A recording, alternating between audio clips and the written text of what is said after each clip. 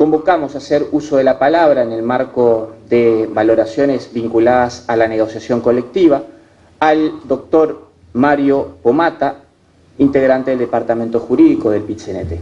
Adelante. Buenos días. Bueno, ya lo dijo Pons, he sido convocado para hablar de negociación colectiva. Tendría que preguntar, permiso, ¿puedo entrar?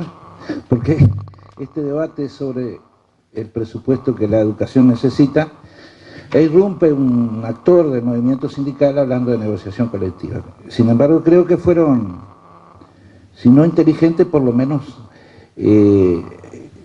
felices en colocar en el debate, en este debate, el tema de un derecho humano fundamental que tiene que ver ni más ni menos con la participación de los trabajadores. Como esto es muy breve, y tenemos que ser breves, nosotros en 15 minutos nos lleva como 2 horas, porque allá la vida discurre más lenta. Pero yo voy a tratar de ser concreto y analizar lo que me toca analizar en base a 3 paradigmas, que no los inventé yo, por cierto, que son los que se escuchan todos los días en los ámbitos de, entre otros, el del quehacer educativo. A mí me toca, además de mi tarea en la central, ver esa perspectiva en más de un sindicato. Uno es este, mi jefa es Elvia, tengo que renovar el contrato, tengo otras ofertas, así que no sé si Elvia me considerará. No, usted es la patronal. La Universidad de la República y otros ámbitos donde se debaten estos temas. Y allí he escuchado, por ejemplo, el primer paradigma: no hay reforma sin presupuesto, lo que implica que la educación está en debate y se dice que hay que reformarla. Bueno, ese paradigma, no hay reforma sin presupuesto, lo ha explicado suficientemente Elvia Pereira, aunque no sé lo que va a decir Pablo, supongo, Pablo Garrocha, el economista de nuestro Instituto Cuesta Duarte, supongo que se va a referir a lo que estamos debatiendo hoy en el Consejo Superior de Negociación Colectiva, que es el desafío presupuestal. El desafío que implica lo que se nos ha prometido y a dónde hemos llegado. Hemos tenido dificultades para analizar este tema de la reforma que implique analizar el necesario presupuesto. Cuando digo hemos tenido, los trabajadores, representados por nuestras organizaciones representativas en ese Consejo Superior, por las dificultades, reitero, que implica la no aplicabilidad concreta de la ley de negociación colectiva en el sector público. El presupuesto nos genera, a quienes allí actuamos, una primera dificultad. Parecería que el presupuesto no es materia de la negociación colectiva y que los trabajadores no tenemos nada que opinar. Podemos avanzar en la discusión, consensuar, buscar soluciones, llevar nuestras demandas, recibir respuestas. Lo cierto es que en un breve tiempo, más o menos como en 33, entre mate y mate, va corriendo el último mes, que vence a fines de junio, y todavía no hemos avanzado. El año pasado, ese periodo se redujo a un mes, a menos de un mes, a 15 días.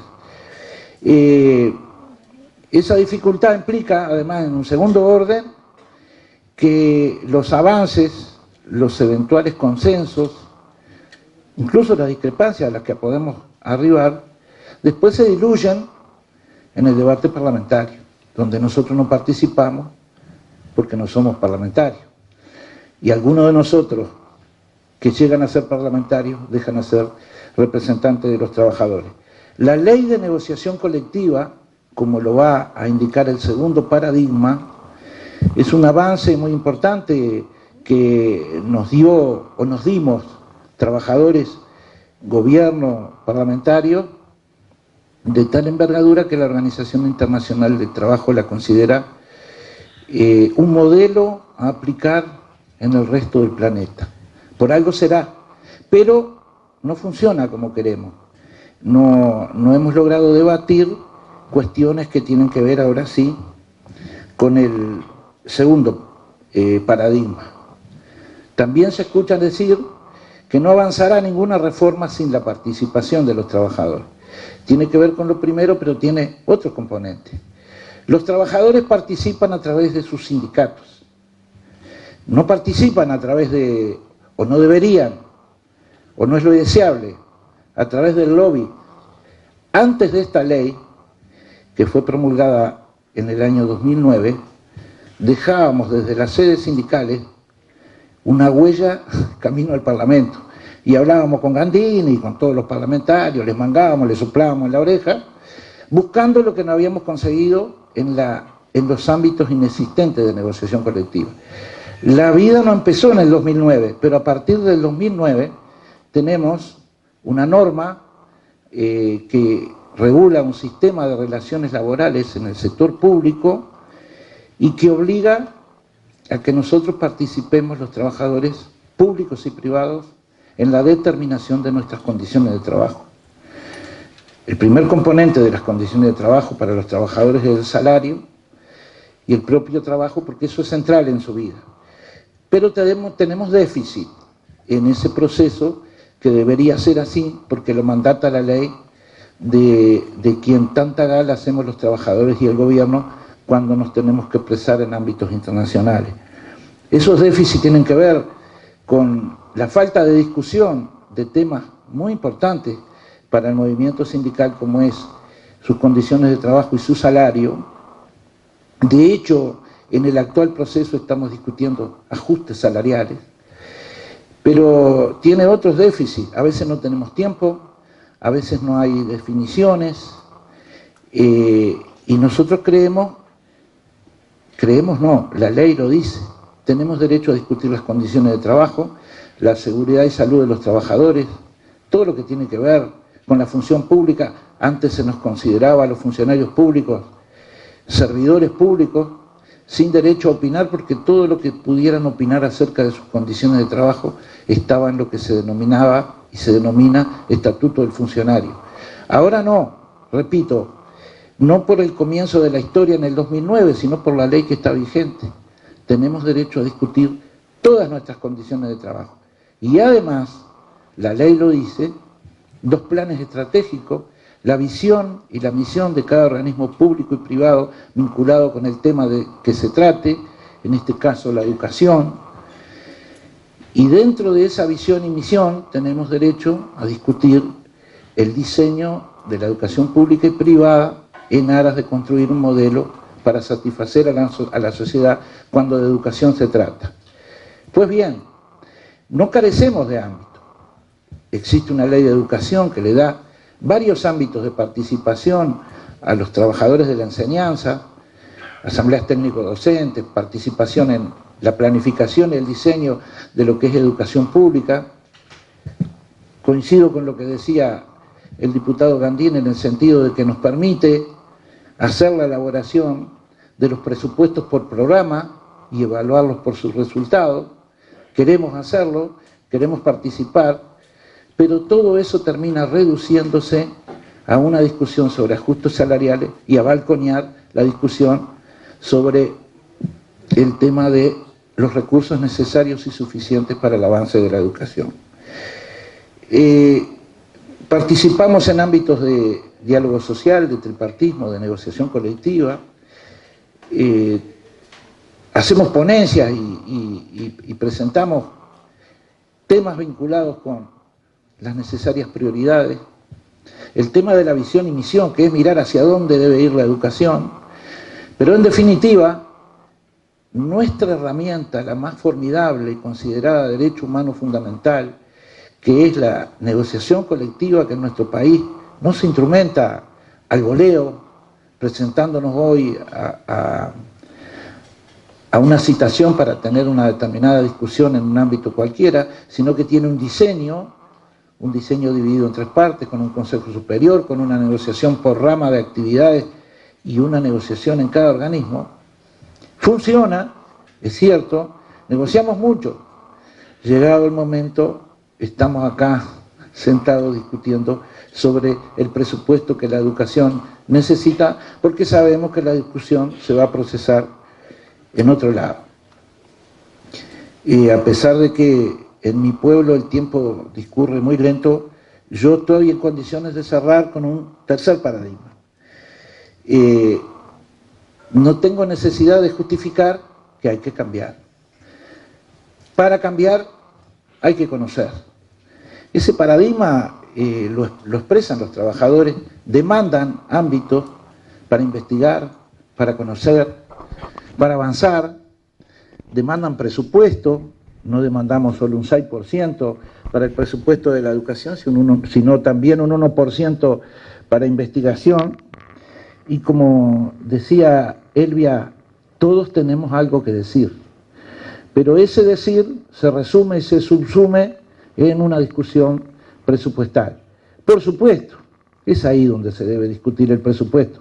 No vamos nosotros a negociar ni el presupuesto de la educación con nuestros respectivos patrones, empleadores.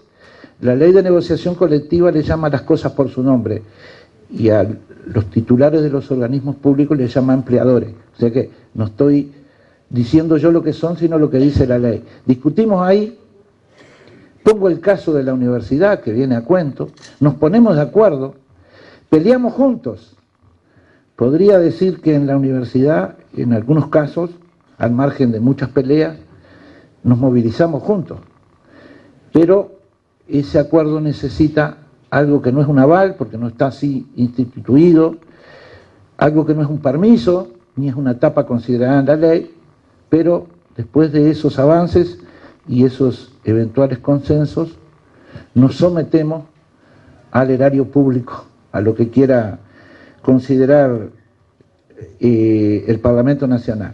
Por lo tanto, terminaría diciendo, tengo 5 minutos, quiere decir que me han sobrado como 4 porque me lleva un minuto decir, los trabajadores contamos con la herramienta más formidable para llevar adelante el ejercicio sindical y lograr consumar las expectativas que tenemos, y esa herramienta es un sistema de negociación colectiva que construimos juntos trabajadores y gobierno, el Parlamento Nacional.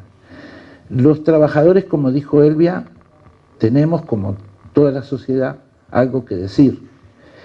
Muchas veces la opinión pública, que es un convidado de piedra, como casi me siento yo en esta discusión hoy, que siempre opina y que juega a veces a favor, a veces en contra.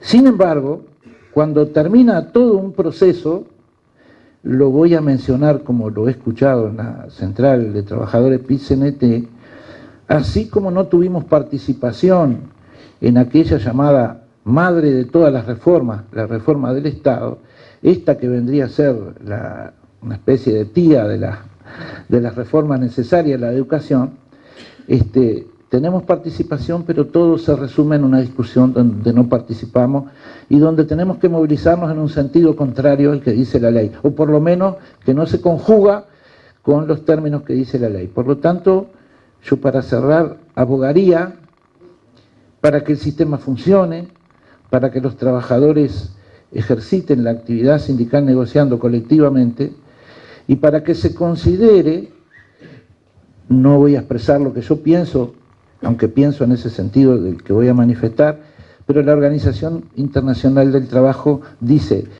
para ejercer también el derecho humano a la libertad sindical, la negociación colectiva es una de las más formidables herramientas, pero no es la única. También está la libertad sindical, el ejercicio de la actividad sindical a través de los sindicatos y el derecho de huelga.